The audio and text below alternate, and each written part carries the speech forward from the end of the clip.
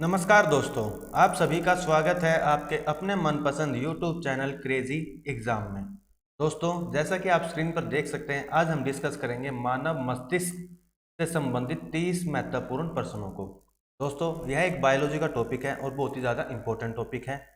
इस टॉपिक से कोई भी प्रतियोगी परीक्षा उसमें क्वेश्चन जरूर पूछा जाता है। तो चलिए स्टार्ट करते हैं आज की इस वीडियो को। तो आज की इस वीडियो का सबसे पहला जो क्वेश्चन है वो है, निम्नलिखित में से कौन सी मानव शरीर की सबसे लंबी कोशिका है? आपके ऑप्शन है अग्नाशय, सेकंड है उपकला, थर्ड है तंत्रिका कोशिका या फोर्थ है अर्धचर्मिक कोशिकाएं। तो इसका जो राइट आंसर है वो है तंत्रिका कोशिका। तो आपको याद रखना है कि मानव शरीर की जो सबसे लंबी कोशिका है वो कौन सी है? तंत्रिका कोशिका है। इसको नर्व सेल भी इंग्लिश में कहा जाता है। तो आपको याद रखना है, इंग्लिश में अगर आ जाए तो इसको क्या कहा जाता है? नर्व सेल या नर्वस सिस्टम, आप इसको समझ सकते हैं। ठीक है, उसके बाद नेक्स्ट क्वेश्चन है, तंत्रिका तंत्र की आधारभूत इकाई का नाम क्या है? ऑप्शन है neuron, alveoli, third option nephron, fourth option कोशिका भित्ति। तो इसका जो राइट आंसर है वो क्या है? न्यूरॉन। तो आपको याद रखना है, जो हमारा नर्वस सिस्टम है उसकी जो बेसिक यूनिट है उसका नाम क्या है? न्यूरॉन। आपको ये चीज याद रखनी है, उसका बेसिक नाम क्या है? न्यूरॉन। ठीक है, उसके बाद थर्ड क्वेश्चन है, मनुष्य का मस्तिष्क कितने भागों में विभाजित होता है? बहुत ज्यादा इंपॉर्टेंट ये क्वेश्चन है, आपको ये चीज याद रखनी है। ऑप्शन है 2 भाग, 3 भाग, 4 या 5। तो इसका जो राइट आंसर है वो सेकंड ऑप्शन, 3 पार्ट्स के अंदर जो ह्यूमन ब्रेन है वो डिवाइडेड होता है। ये चीज आपको याद रखनी है। अब इन पार्ट्स के नाम क्या क्या है? सबसे पहला जो सबसे बड़ा पार्ट होता है, जो सबसे मेन पार्ट भी होता है, वो नाम है फोर ब्रेन। तो आपको याद रखना है कि ये वाला जो जितना भी पोर्शन आप ये कलर देख सकते हैं, ये सारा क्या है? फोर ब्रेन है। इसको हिंदी में अगर मस्तिष्क कहते हैं। तो फोर ब्रेन के अंदर 3 पार्ट हम जनरली स्टडी करते हैं। एक का नाम होता है सेरेब्रम, दूसरा थैलेमस और थर्ड होती है हाइपोथैलेमस। सेकंड होता है मिड ब्रेन। मिड ब्रेन जो आप ये बिल्कुल ये ब्लू कलर में देख सकते हैं, ये क्या है? Mid brain. इसको मध्य ब्रेन या मध्य मस्तिष्क भी कहते हैं। और ये कहाँ पर होता है? जो आपका फोर ब्रेन और हिंड ब्रेन होता है, इसके बीच में स्थित होता है। थर्ड होता है हिंड ब्रेन, मतलब जो ये पूर्ववर्ती ब्रेन आप देख सकते हो, ये वाला जो हिस्सा है इसको हम क्या कहते हैं? हिंड ब्रेन कहते हैं। इसके अंदर भी 3 पार्ट मेन होते हैं जिसको हम स्टडी करते हैं, एक पोन्स, एक सेरेबलम और तीसरा होता है मेडुला। तो आपको ये चीज याद रखनी है।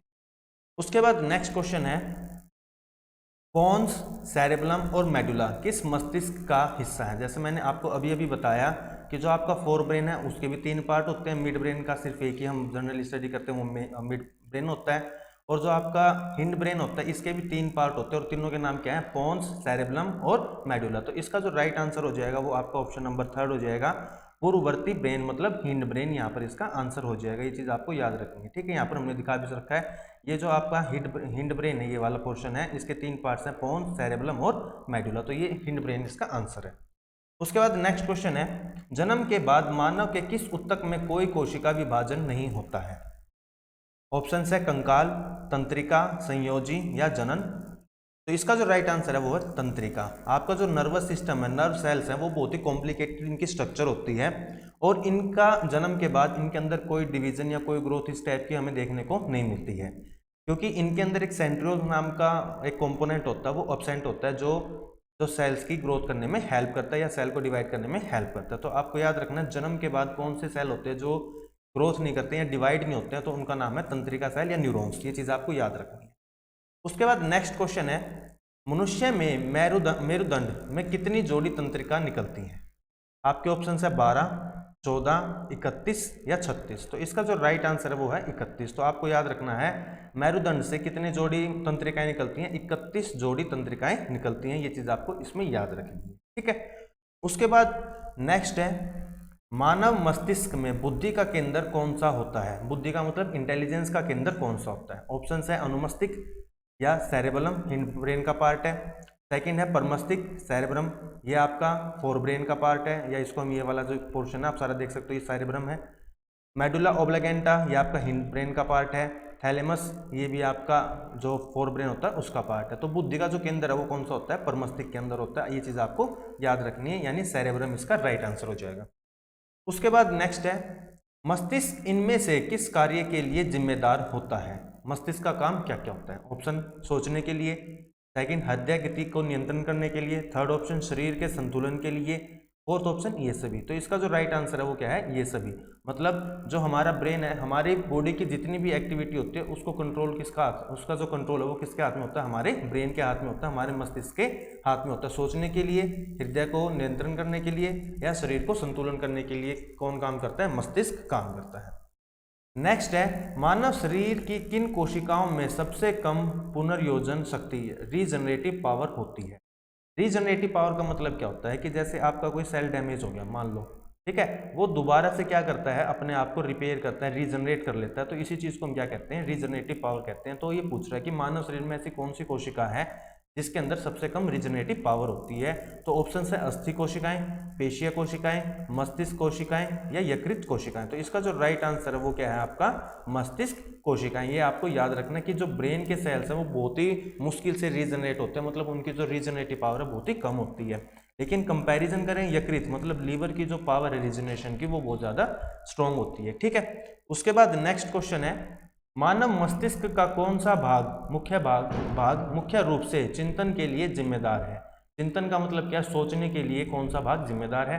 ऑप्शंस हैं सेरेबेलम, अनुमस्तिष्क, हिंड ब्रेन, पश्च मस्तिष्क, फोर ब्रेन, अगर मस्तिष्क या मिड ब्रेन। तो आपका जो इसका राइट आंसर है वो क्या है, फोर ब्रेन। आपको ये चीज याद रखनी है, सोचने का काम, बुद्धि का केंद्र जो भी आता है वो किसके कंट्रोल में होता है, हमारे फोर ब्रेन के कंट्रोल में होता है। ये चीज आपको याद रखनी है। उसके बाद नेक्स्ट क्वेश्चन है, तंत्रिका कोशिकाएं किस माध्यम से सूचना का संचालन करती हैं। जो आपका नर्वस सिस्टम है या नर्व सेल्स हैं वो किस माध्यम, किस मीडियम से सूचना, जो इन्फॉर्मेशन है उसको ट्रांसफर या रिसीव करती हैं। ऑप्शन से साउंड वेव्स का इस्तेमाल करती हैं, सेकंड है इलेक्ट्रिकल इम्पल्सिस का इस्तेमाल करती हैं, मैग्नेटिक इम्पल्सिस का या मैकेनिकल इम्पल्सिस का। तो याद रखना आपको, इसका जो राइट आंसर है वो है option number second, electrical impulses. मतलब आपकी जो तंत्रिका कोशिकाएं हैं, नर्व सेल्स हैं, वो किस मीडियम से इंफॉर्मेशन को ट्रांसफर या रिसीव करती हैं, वो याद रखना, इलेक्ट्रिकल इम्पल्सिस। आपको ये भी बात मालूम होनी चाहिए कि हमारा जो दिमाग है वो एक छोटी एलईडी के को ग्लो करने के जितनी इलेक्ट्रिसिटी प्रोड्यूस करता रहता है, और इसके अंदर जो यूज होती है इंफॉर्मेशन वो किस फॉर्म में होती है, इलेक्ट्रिकल इम्पल्सिस में होती है। उसके बाद नेक्स्ट है, मानव मस्तिष्क का सबसे बड़ा भाग कौन सा है। ऑप्शन है पश्च मस्तिष्क यानी हिंड ब्रेन, परमस्तिष्क सेरेब्रम, थर्ड अनुमस्तिष्क सेरेबलम या फोर्थ मध्य मस्तिष्क। तो आपको ये चीज याद रखनी है कि जो मानव मस्तिष्क है उसका जो सबसे बड़ा पार्ट है वो कौन सा आपका, परमस्तिष्क सेरेब्रम। ये आप देख सकते हैं, ये सेरेब्रम है सारा का सारा। तो ये क्या होता है, हम जो मानव ब्रेन है, ह्यूमन ब्रेन है, उसका सबसे बड़ा पार्ट होता है। ये चीज आपको याद रखनी है, ठीक है। उसके बाद नेक्स्ट है, ध्वनि की संवेदना मानव मस्तिष्क में लगभग कितनी देर तक रहती है।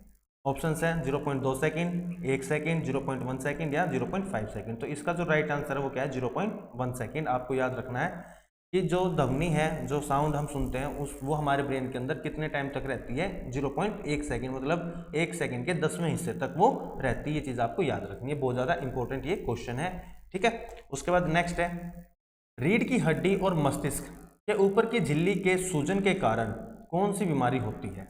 ऑप्शन है ल्यूकीमिया, सेकंड मस्तिष्क जवर, थर्ड पक्षाघात या फोर्थ काठिन्य। तो इसका जो राइट आंसर है वो क्या है, मस्तिष्क जवर। ये चीज़ आपको याद रखनी है, जब रीढ़ की हड्डी और मस्तिष्क के ऊपर की जो झिल्ली होती है उसमें अगर स्वेलिंग हो जाए तो कौन सी डिसीज हो जाती है, मस्तिष्क जवर हो जाता है। उसके बाद नेक्स्ट है, निम्न में से कौन अनुकंपित तंत्रिका का कार्य नहीं है। अनुकंपित तंत्रिका जो होती है इसमें से कौन सा कार्य नहीं करती है। ऑप्शन है आंख की पुतलियों का सिकोड़ना, श्वसन दर को बढ़ाना, रक्त दबाव को बढ़ाना या हृदय संपदन दर को बढ़ाना। तो इसका जो राइट आंसर है वो क्या है, आंख की पुतलियों को सिकोड़ना। तो ये चीज़ आपको याद रखनी है कि जो आंख की पुतलियाँ होती हैं वो किसके हिसाब से सिकुड़ती या फैलती हैं, वो होती है अमाउंट ऑफ लाइट के हिसाब से। अगर आप ज़्यादा रोशनी में जाओगे तो आंख की पुतलियाँ सिकुड़ जाती हैं, अगर आप कम डिम लाइट में जाओगे तो ये अपने आप ही फैल जाती हैं ताकि ज़्यादा लाइट वहाँ पर जा सके। तो आपको याद रखना है कि अनुकंपित तंत्रिका का ये काम नहीं होता है, बाकी तीनों जो काम है वो अनुकंपित तंत्रिका परफॉर्म करती है। उसके बाद नेक्स्ट क्वेश्चन है, तंत्रिका तंत्र संबंधी अध्ययन को क्या कहा जाता है। ऑप्शन है यूरोलॉजी, फाइकोलॉजी, साइकोलॉजी या फोर्थ है न्यूरोलॉजी। तो आपको याद रखना, न्यूरोलॉजी तंत्रिका तंत्र संबंधी अध्ययन को कहा जाता है। आपने बहुत बार सुना भी होगा कि न्यूरोसर्जन। तो न्यूरोसर्जन मतलब जब भी कोई किसी इंसान को दिमाग की बीमारी या कोई मनोरोग है तो उसको न्यूरोसर्जन के पास ले जाया जाता है ताकि उसके दिमाग के अंदर अगर कोई दिक्कत है तो उसको स्टडी किया जा सके, और वो स्टडी किसके अंतर्गत आती है, न्यूरोलॉजी के अंतर्गत आती है। उसके बाद नेक्स्ट है, मानव मस्तिष्क की कौन सी पाली श्रवण से संबंधित है? श्रवण का मतलब क्या होता है? सुनना, हियरिंग। आपको ये चीज याद रखनी है, श्रवण का मतलब क्या है? सुनने से संबंधित है। ऑप्शन है ललाट पाली, सेकंड है पार्श्विक पाली, थर्ड शंख पाली, या फोर्थ पश्च कपाल पाली। तो इसका जो राइट आंसर है वो क्या है? शंख पाली। तो वैसे भी याद हो जाएगा आपको, शंख पाली मतलब शंख बजने का काम करता है, और बजने का मतलब आवाज से ही होता है। तो शंख पाली किसके लिए मतलब संबंधित है? वो आपके पाली श्रवण मतलब सुनने से संबंधित है। अब बात कर लेते हैं इसी जो फोटो है इसके अंदर, कि भाई हमारे जो ब्रेन है वो कितनी पाली इसके अंदर या कितने लोब के अंदर डिवाइडेड है। जैसा कि आप देख सकते हैं, सबसे पहला जो लोब होता है, ये सारा का सारा जो आप देख सकते हैं ये फोर ब्रेन है। तो फोर ब्रेन का जो फर्स्ट और सबसे बड़ा लोब है उसका नाम क्या? Frontal lobe. फ्रंटल लोब में क्या क्या काम होते हैं? थिंकिंग, सोचने का काम, मेमोरी, याददाश्त का काम, बिहेवियर एंड मूवमेंट, मतलब किस तरह से हम किसी चीज की मूवमेंट को शो करेंगे, वो सारे के सारे काम कहाँ पर होते हैं? फ्रंटल लोब के अंदर होते हैं। सेकंड होता है पैरिटल लोब। ये किसके लिए जिम्मेदार होता है? लैंग्वेज एंड टच को, मतलब हम किस तरह की भाषा बोलेंगे, मतलब किस तरह से बात करेंगे, और टच, किस तरह से हमारे जो टच या जो हमारी स्किन सेंस करती है, वो सारा का सारा जो कंट्रोल होता है वो पैरिटल लोब से होता है। थर्ड होता है टेम्पोरल लोब। ये किसके लिए जिम्मेदार होता है? हियरिंग, सुनने के लिए, लर्निंग मतलब किसी चीज को सीखने के लिए, और फीलिंग्स के लिए, मतलब जो हमारी संवेदनाएं होती हैं उसके लिए कौन सा जो लोब है जिम्मेदार होता है? टेम्पोरल लोब उसके लिए जिम्मेदार होता है। फोर्थ है ओकिपिशियल लोब, ओकिपिशियल लोब। तो और ये किसके लिए जिम्मेदार होता है? साइट, देखने के लिए, दृष्टि के लिए ये जिम्मेदार होता है। ठीक है, ये चीज़ आपको याद रखनी है कि आप जब भी किसी चीज़ को देखते हो तो उसकी जो इमेज बनती है वो आपको याद हो जाती है, तो वो कहाँ पर जाकर फिक्स होती है? आपकी ओकिपिशियल लोब के अंदर, और ये साइट के लिए जिम्मेदार होता है। ठीक है, ये चीज़ आपको याद रखनी है। साथ में यहाँ पर आपको ये चीज़ भी याद रखनी है कि जो हिंड ब्रेन का सेरेबेलम है वो किसके लिए जिम्मेदार होता है? बैलेंस एंड कोऑर्डिनेशन के लिए। जैसे आप किसी चीज़ को, मान लो कोई चीज़ गिर गई है, आप उसको उठाना चाहते हो, तो आपकी बॉडी का एक पोस्चर होता है, एक बैलेंस होता है कि आपको कितने एंगल पे झुकना पड़ेगा और आपको हाथ को कहाँ से कहाँ लेके जाना पड़ेगा। ये सारा का सारा जो कंट्रोल होता है वो आपके हिंड ब्रेन के सेरेबेलम पार्ट परफॉर्म करता है। ऐसे ही एक पार्ट होता है यहाँ पर ब्रेन स्टेम। ये क्या होता है? Brain stem. इसका काम क्या होता है? Breathing, heart rate and temperature को मेंटेन करके रखना। तो आपको ये चीज़ें याद रखनी है कि जो ब्रीदिंग रेट है, एक श्वसन प्रक्रिया है, हार्ट की जो बीट है फास्ट होंगी, कम होंगी, कैसे होंगी, और हमारे बॉडी का जो टेम्परेचर है वो कहाँ से मेंटेन होता है? ब्रेन स्टेम से मेंटेन होता है। ठीक है, उसके बाद नेक्स्ट क्वेश्चन है, मानव मस्तिष्क का कौन सा अंग निगलने और उगलने का नियामक केंद्र है? मतलब ऐसा कौन सा अंग है जो स्वोलिंग और स्नीजिंग इस तरह के जो एक्टिविटी है उनको परफॉर्म करता है? ऑप्शन है अनुमस्तिष्क, परमस्तिष्क, मेडुला ओब्लागेंटा, या पोन्स। तो इसका जो राइट आंसर है ऑप्शन नंबर थर्ड, मेडुला ओब्लागेंटा। तो मेडुला ओब्लागेंटा है वो इस तरह के फंक्शंस को परफॉर्म करता है, चीज को निगलने के लिए और उगलने के लिए। ठीक है, और साथ में इसके और भी बहुत सारे फंक्शन हैं जिनको हम यहाँ पर देखेंगे, जैसे कि ब्रीदिंग रेट को कंट्रोल करना, हमारे हमारा जो खाना हम खाते हैं उसको डाइजेशन में हेल्प करना, हार्ट एंड ब्लड वेसल्स के जो फंक्शन होते हैं उनको परफॉर्म करना, स्वोलिंग जो मैंने आपको बताया, अगर हमें छींक आती है वो भी कहाँ से कंट्रोल होती है? मेडुला ओब्लागेंटा से। Motor and sensory neurons from the mid brain and fore brain travel through the medulla. तो आपको ये चीज़ याद रखनी है कि मोटर और सेंसरी जो न्यूरॉन्स होते हैं वो भी कहाँ से कहाँ मूव करते हैं? जब मिड ब्रेन से फोर ब्रेन में जाते हैं तो वो किसके थ्रू जाते हैं? वो मेडुला ओब्लागेंटा के थ्रू जाते हैं। उसके बाद नेक्स्ट है, मानव शरीर में वे नियंत्रण केंद्र कहाँ हैं जो भूख, प्यास और संतुलन तथा शरीर के तापमान को विनियमित करते हैं? मतलब आपको भूख लगी है, प्यास लगी है, या आपकी बॉडी के संतुलन की बात आती है, या आपका जो शरीर का तापमान है, इसको कहाँ से कंट्रोल किया जाता है? ऑप्शंस हैं परमस्तिष्क, गोलार्ध में, अनुमस्तिष्क में, हाइपोथैलेमस में, या मेडुला ओब्लागेंटा में। तो मैंने आपको थोड़ी देर पहले ही बताया था, ये सारे के सारे जो फंक्शन है वो कहाँ से परफॉर्म किए जाते हैं या कहाँ से कंट्रोल किए जाते हैं? हाइपोथैलेमस से कंट्रोल किए जाते हैं। इसके कुछ और फंक्शन भी हैं जो हाइपोथैलेमस के, जैसे अभी मैंने आपको बताया कि भूख से, प्यास से, आपके शरीर का वजन, आपकी बॉडी का टेम्परेचर, और जब कोई लेडी अपने बच्चे को दूध पिलाती है तो उसके जो ब्रेस्ट है उसके अंदर मिल्क की प्रोडक्शन, साथ में अपने शरीर के अंदर पानी और नमक का बैलेंस बना के रखना, हमारे शरीर के अंदर जो ये धड़कन है उसको बना के रखना, और हमारा जो स्लीप वेक साइकिल है, किस टाइम हम सोते हैं और किस टाइम हम उठते हैं, ये सारी की सारी जो चीज़ें वो कहाँ से कंट्रोल होती हैं? हाइपोथैलेमस से कंट्रोल होती हैं। तो ये क्वेश्चन बनते हैं कि ये चीज़ कहाँ से कंट्रोल होती है, ये वाली चीज़ कहाँ से कंट्रोल होती है, और कौन सा पार्ट क्या कंट्रोल करता है ह्यूमन ब्रेन का। बहुत ज़्यादा इंपॉर्टेंट ये टॉपिक है और बहुत ज़्यादा इंपॉर्टेंट ये क्वेश्चन भी है। उसके बाद नेक्स्ट क्वेश्चन है, प्रतिवर्ती क्रियाओं का नियंत्रण केंद्र कहाँ पर होता है? प्रतिवर्ती क्रियाओं का मतलब क्या होता है? जो रिफ्लेक्स एक्शन होता है उनके बारे में पूछ रहा है। तो उनका जो नियंत्रण सेंट्रल कोऑर्डिनेशन सिस्टम है वो कहाँ पर होता है? तो आपके ऑप्शन है परमस्तिष्क में, सेकंड ऑप्शन है अनुमस्तिष्क में, थर्ड है कशेरुक रज्जु में, फोर्थ है तंत्रिका कोशिका में। तो इसका जो राइट आंसर है वो क्या है, कशेरुक रज्जु में।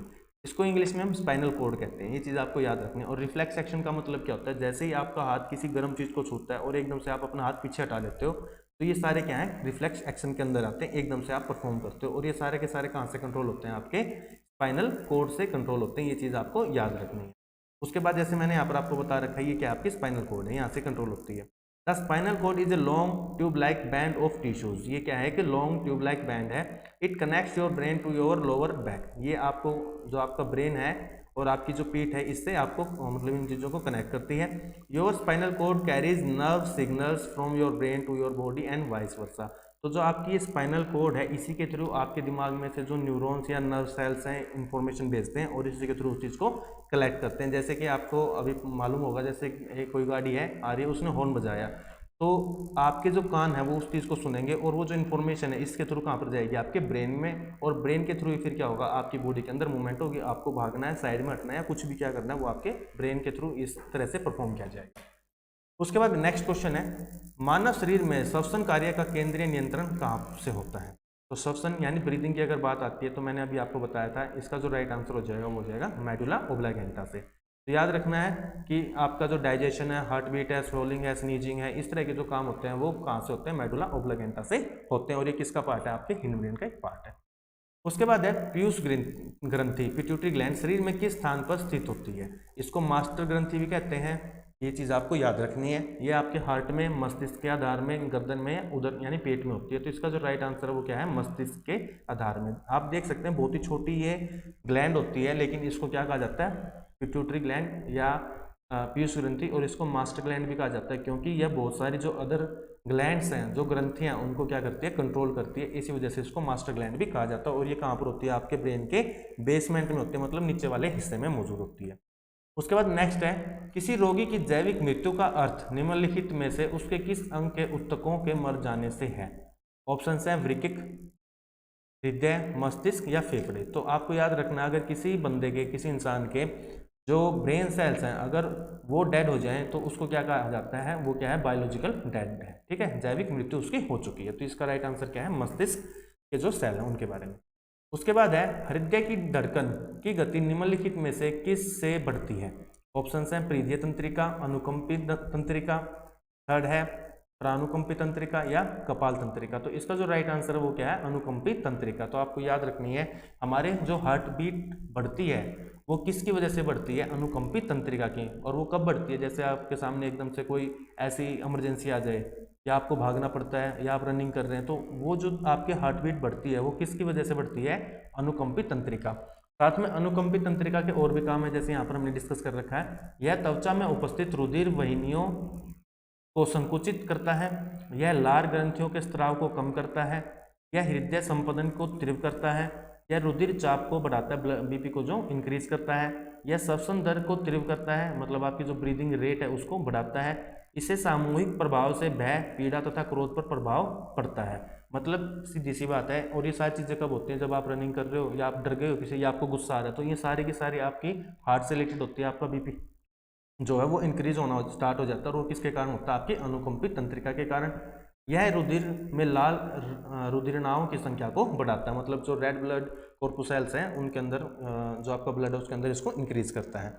नेक्स्ट है, मानव का मस्तिष्क लगभग कितने ग्राम का होता है। ऑप्शन है 1350, 1450, 1200 ग्राम या 1100 ग्राम। तो इसका जो राइट आंसर है वो 1350 ग्राम है। आपको ये चीज़ याद रखनी है, लगभग कितना होता है, एवरेज की बात करें 1350 ग्राम का होता है। उसके बाद है, कौन सी तंत्रिका मस्तिष्क से जुड़ी होती है और खोपड़ी से निकलती है। ऑप्शन है क्रैनियन नर्व्स, सेकंड है स्पाइनल नर्व्स, थर्ड है थोरेसिक नर्व्स, फोर्थ है सकरल नर्व्स। तो इसका जो राइट आंसर है वो क्या आपका क्रैनियल नर्व्स। आपको ये चीज़ याद रखनी है, आपके दिमाग से जुड़ी होती है और खोपड़ी से निकलती हैं, वो कौन सी होती हैं, क्रैनियल नर्व्स होती हैं। क्वेश्चन पूछ लेता है कि क्रैनियल नर्व्स की संख्या कितनी होती है, तो आपको याद रखना है 12 पेयर्स। ये याद रखना आपको कितनी होती है, 12 पेयर्स होती है। मतलब आपको इसके अंदर देख सकते हैं कि जैसे ओल्फैक्टरी यहाँ पर एक नर्व है, तो इसके अंदर दो है, एक तो यहाँ पर है और एक यहाँ पर। हमने एक एक बार डिस्क्राइब कर रखा है। जैसे आप देख भी सकते हैं, आपकी जो यहाँ पर ओक्यूलोमोटर है, तो ये भी कितनी है, दो है, एक इस तरफ है और एक इस तरफ है। तो जितनी भी यहाँ पर आपको क्रैनियल नर्व्स दिखेंगी वो पेयर में मिलेंगी। इसी वजह से इनको कहते हैं कि 12 तो इनके पेयर होते हैं, अगर टोटल बात करें तो ये 24 होती है। ये चीज़ आपको याद रखनी है। उसके बाद नेक्स्ट है, दो न्यूरॉन्स के बीच एक सूक्ष्म अंतर जिस पर एक न्यूरॉन से अगले तक जाने पर तंत्रिका आवेग गुजरता है उसे क्या कहते हैं? ऑप्शन है न्यूरोट्रांसमीटर, स्नैप्स, एक्सोन या नन ऑफ दिस। तो इसका जो राइट आंसर है फ्रेंड्स वो क्या है? स्नैप्स। आपको याद रखना है दो न्यूरॉन सेल, जो न्यूरो सेल्स होते हैं, न्यूरॉन्स होते हैं, मान लो एक ये है और एक तो ये है और एक ये है, इनके भी सॉरी ये ज़्यादा बना दिया मैंने। तो जैसे ये दो न्यूरो सेल हैं, एक इनके बीच का जो स्मॉल सा गैप होता है ना, यहाँ पे जो गैप होता है इसको हम क्या कहते हैं? सिनेप्स कहते हैं। ये चीज़ आपको याद रखनी है। अगर कई बार क्वेश्चन पूछ लेता है कि जैसे ये वाला जो है, ये जो पॉइंट है नहीं आपके बाल से दिखाई दे रहे हैं, ये हेयर लाइक स्ट्रक्चर्स हैं, इनको हम क्या कहते हैं? डेंड्राइट्स कहते हैं। क्या कहेंगे इनको भाई? डेंड्राइट्स। ये जो है इसको हम क्या कहते हैं? सेल बॉडी कहते हैं। और ये क्या होती है? इसकी न्यूक्लियस होती है। यहाँ से लेके और लास्ट तक ये क्या होता है? एक्सोन होता है। क्या होता है? ये एक्सोन। और इनके बीच में जो दो सेल्स के बीच में गैप होता है इसको हम सिनेप्स कहते हैं। उसके बाद नेक्स्ट जो है हमारा वो है total number of bones in human school, कि जो मानव की खोपड़ी है उसके अंदर कितनी हड्डियां होती हैं। तो आपको याद रखना है टोटल कितनी हड्डियां होती हैं? 22 हड्डियां होती हैं। इसके अंदर से 8 तो आपकी जो ये क्रैनियल बोन्स होती हैं, आपके जो खोपड़ी है ऊपर वाली हिस्सा, इसके हिसाब से 8 होती हैं। और आपकी जो फेशियल होती हैं, जो आपके मुंह की जो आपका फेस है, चेहरा, इसके अंदर जितनी हड्डियां होती हैं वो टोटल आपकी 14 हड्डियां होती हैं। ये चीज़ आपको याद रखनी है। जैसे नाक की हड्डी 2, लैक्रिमल 2, ऐसे ही सारी की सारी 2 होती हैं। लेकिन एक ये जो है ना मैंडिबल और वोमर, ये एक एक होती है। इसी तरह से यहाँ पर भी फ्रंटल, स्फिनोइड, इथेमोइड, पैर्शियल, टेम्पोरल, ओकिपिटल, ये सारी क्या होती हैं? एक एक और 2 होती हैं। चीज़ आपको याद रखनी है कि आपके जो ह्यूमन स्कल है इसके अंदर टोटल जो हड्डियाँ होती हैं वो 22 होती हैं। इसके अंदर 8 तो आपकी क्रैनियल होती हैं और प्लस में 14 आपकी फेशियल होती हैं। ये इंपॉर्टेंट क्वेश्चन यहाँ से बनता है। उसके बाद है हाउ ब्रेन इज प्रोटेक्टेड, जो हमारा दिमाग है वो कैसे प्रोटेक्टेड रहता है अगर किसी चोट की बात करते हैं। तो सबसे पहले हम समझेंगे कि जो हमारा दिमाग है वो जिस बॉक्स के अंदर रहता है उसको हम क्या कहते हैं? स्कल कहते हैं। जैसे ये आप देख सकते हैं, ये जो है ना, ये जो है ये क्या है? हमारी मेनिंग्स हैं। आपकी चीज़ याद रखनी है, ये क्या है? मेनिंग्स है। और ये 3 होती हैं। सबसे ऊपर वाली जो लेयर होती है उसको हम ड्यूरा मैटर कहते हैं, बीच वाली जो लेयर होती है उसको आर्केनोइड मैटर कहते हैं, और जो सबसे नीचे वाली लेयर जो हमारे ब्रेन के डायरेक्ट कॉन्टैक्ट में होती है उसको हम पिया मैटर कहते हैं। उसके बाद हमारे शरीर की हड्डी आ जाती है, जिसको अगर आप टच करोगे हार्ड सा, उसको हम क्या कहते हैं? क्रेनियम कहते हैं। ये चीज़ आपको याद रखनी है। उसके बाद एक छोटी सी लेयर होती है पेरिसोटियम, और उसके बाद क्या होती है? स्किन होती है। तो ये चीज़ आपको याद रखनी है कि हमारा जो ब्रेन है वो एक तरह से बहुत ज़्यादा मतलब सेफ्टी के अंदर पुटअप होता है, जिसको है ना अलग अलग तरह से प्रोटेक्टेड किया जाता है। ये तो हो गई ब्रेन के बाहर की बात की भी है ना, ये कैसे कैसे बाहर वाले जो इंजरी है उनसे बचा के रखेंगे। अब बात आती है कि हमारा जो ब्रेन है उसके अंदर एक फ्लूइड होता है जिसको हम क्या कहते हैं? सेरिब्रोस्पिनल फ्लूइड कहते हैं। जो क्या करता है, अगर बाई चांस कोई झटका हमारे जो सिर है उसको लगता है तो वो फ्लूइड क्या करता है? उसको कंट्रोल करता है, और उसी फ्लूइड की वजह से हमारे जो ब्रेन के सेल्स हैं वो डैमेज होने से बच जाते हैं। इसको हम क्या कहते हैं? सेरिब्रोस्पिनल फ्लूइड कहते हैं। ठीक है, ये चीज़ आपको याद रखनी है। तो दोस्तों यह थी आज की वीडियो ब्रेन के बारे में। जितने भी इंपॉर्टेंट क्वेश्चन आज तक इसमें से पूछे गए हैं इनको हमने यहाँ पर डिस्कस किया है। उम्मीद करता हूँ आपको ये वीडियो पसंद आई होगी। अगर ऐसा है तो हमारे चैनल को प्लीज़ सब्सक्राइब कर दीजिए और इस वीडियो को लाइक एंड शेयर करना ना भूलिए। Thank you. जय हिंद, जय भारत।